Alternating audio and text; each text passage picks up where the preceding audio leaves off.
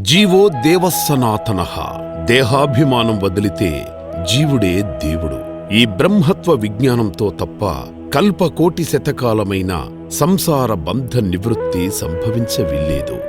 గోపాల సుధావాణి. ఈ సమాజంలో ప్రతి మనిషి అందానికే ప్రాధాన్యమిస్తుంటాడు. ఆ మాయలో పడి సంసారమనే బంధకాల్లో చిక్కి సమస్యల సుడిగుండంలోనే సతమతమవుతుంటాడు. సమస్యలు తీర్చే దేవుడి కోసం అనేక చోట్లకు తిరుగుతూనే ఉంటాం. నిజానికి బ్రహ్మదేవుడు మనలోకి ప్రవేశింపజేసే ప్రాణవాయువే జీవాత్మ. అది మన హృదయాల్లోనే దేవుడై నిలిచింది.